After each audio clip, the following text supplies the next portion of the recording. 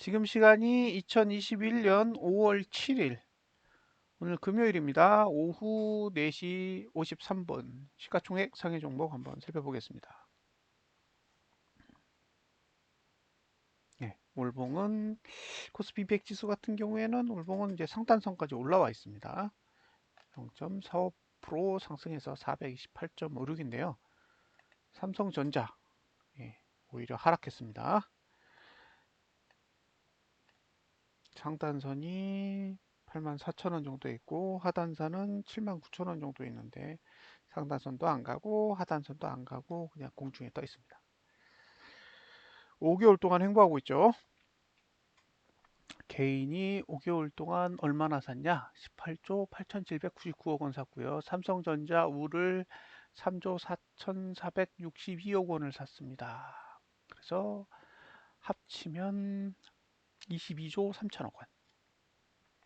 22조 3천억 원을 매수했다라는 거는 1% 오를 때마다 2,200억 원씩 개인에게 이익이 돌아가죠. 외국인하고 기관이 파생 거래를 해서 얼마나 돈을 벌지는 모르겠지만 예, 하루에 2천억 버는 일은 거의 없을 거예요. 그러니까 지수를 올리더라도 삼성전자는 올리지 않아야 되죠. 올해 들어서 개인이 매수한 현물 금액이 아마 44조 원이 살짝 넘을 텐데, 44조 원이 살짝 넘을 텐데, 그 중에 22조 원이 삼성전자입니다. 그러니까 개인이 매수한 종목 중에 절반이 삼성전자예요. 그러면 일단 삼성전자는 올리지 않는 게 최고죠. 예. 일단 삼성전자는 올리지 않는 게 개인에게 수익을 안 주는 첫 번째 방법입니다. 그리고 이제 나머지 종목들이 누구냐?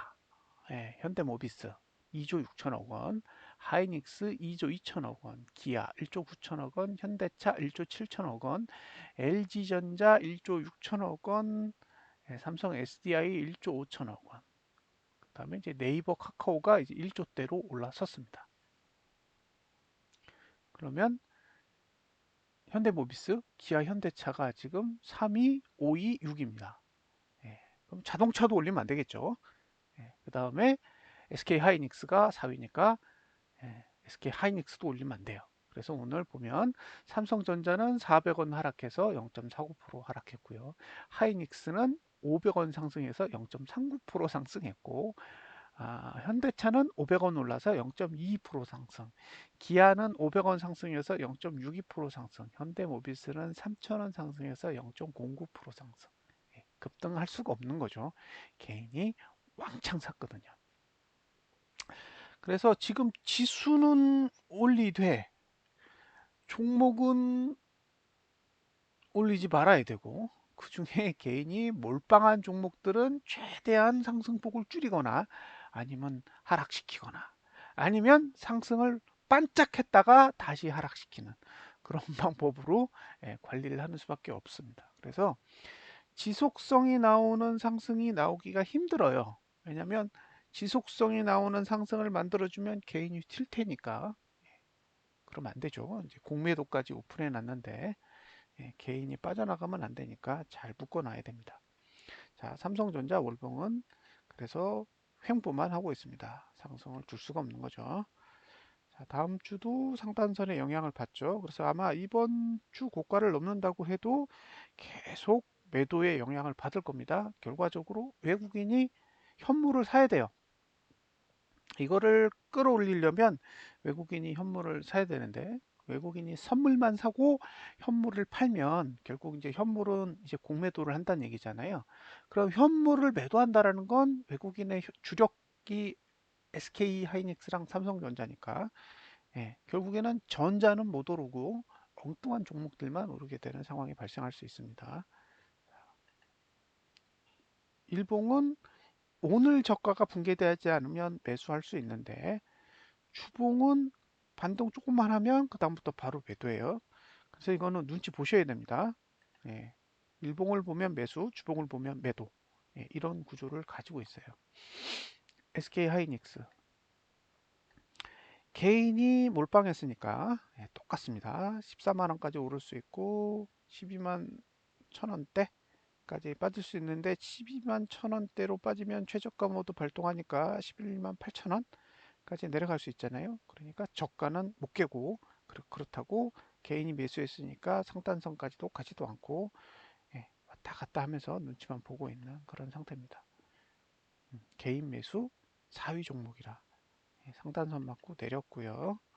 그것도 위에 계속 상단선이 위치하기 때문에 반등시 매도 전략이 가능한 구조이고 반대로 일봉은 조정시 매수 전략이 가능한 거죠. 그래서 월요일만 보면 일봉상 조정이 오면 저가가 붕괴되지 않는 상태에서 매수 전략이 가능해 보이고요. 월요일날 음봉 났다 그러면 화요일부터는 이제 반등시 매도 전략이 가능한 구조입니다. 세 번째 종목은 네이버. 네이버가 이제 1, 2, 3, 4, 5, 6, 7, 8, 9, 10위. 이제 개인 매수 12종목까지 올라왔습니다. 예. 자, 이거는 방법이 하나죠. 하단선에서 전봉 저가 사이만 매수한다. 끝. 자, 네 번째는 LG화학.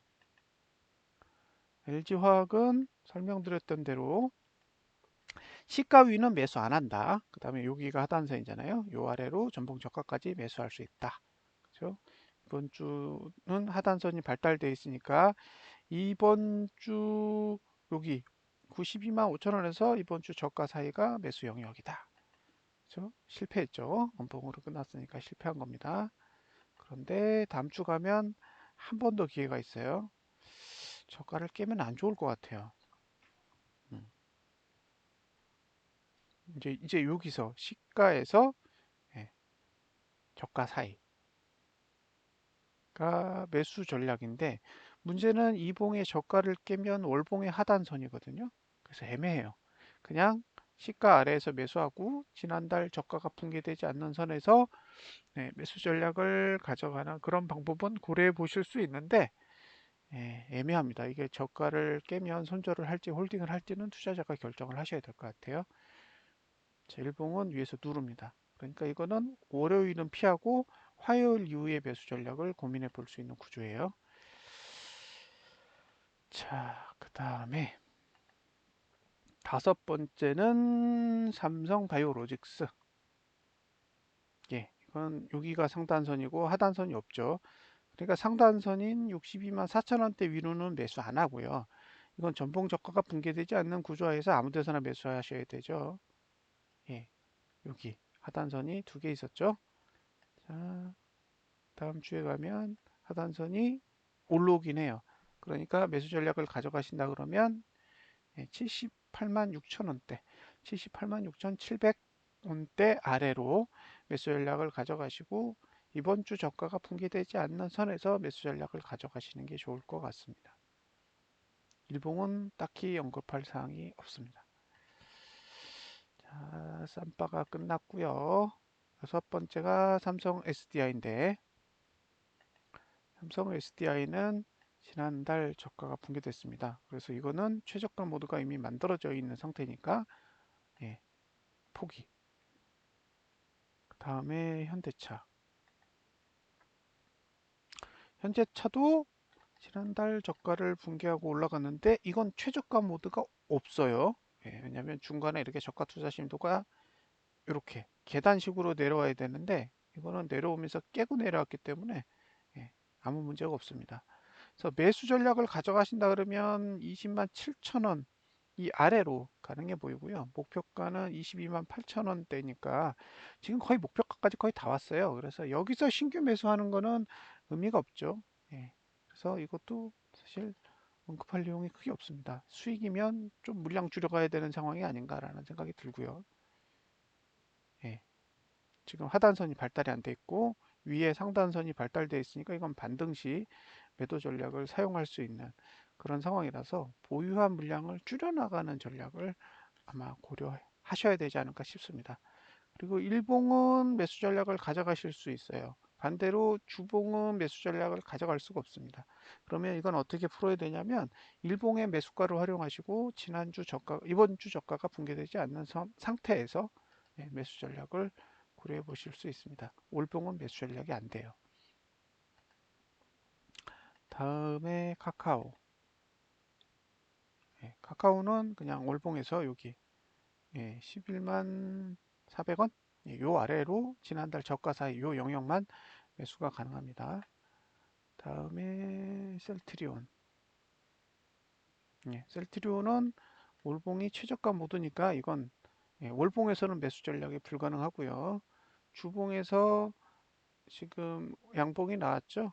양봉이 나왔으니까 만약에 매수하시고 싶다면 여기 25만 9,300원에서 이번 주 저가 사이 요 영역만 매수가 가능하고요. 이번 주 저가 붕괴되면 손절 라인입니다. 월봉은 일봉은 분석할 필요가 없어 보여요. 자, 이렇게 해서 시가총액 상위 종목 다 살펴봤습니다. 외국인이 선물을 대량으로 매수하면서 오늘 6천억 넘게 매수했거든요.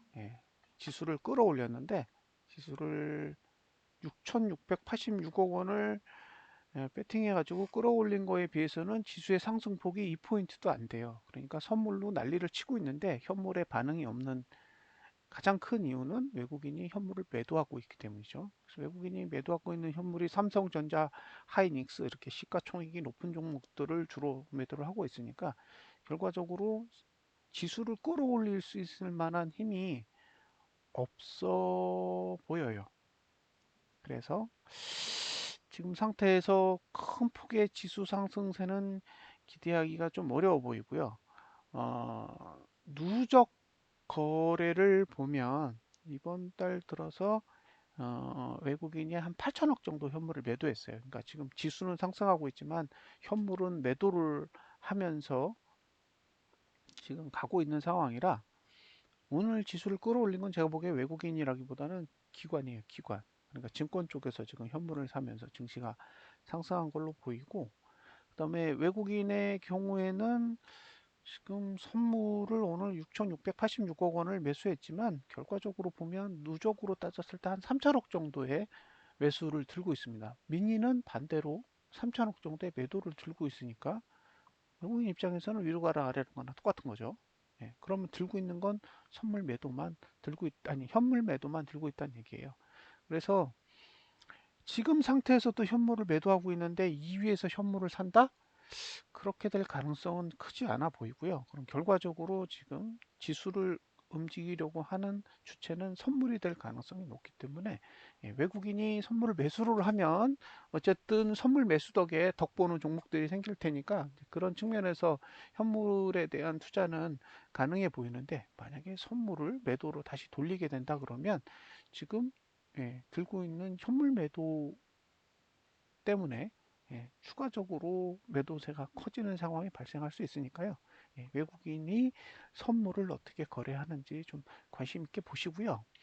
그 다음에 다음 주 목요일이 만기일이기 때문에 지금의 이런 흐름도 1차적으로 다음 주 목요일 정도까지 가면 어느 정도는 정리되지 않을까라는 생각을 합니다. 지금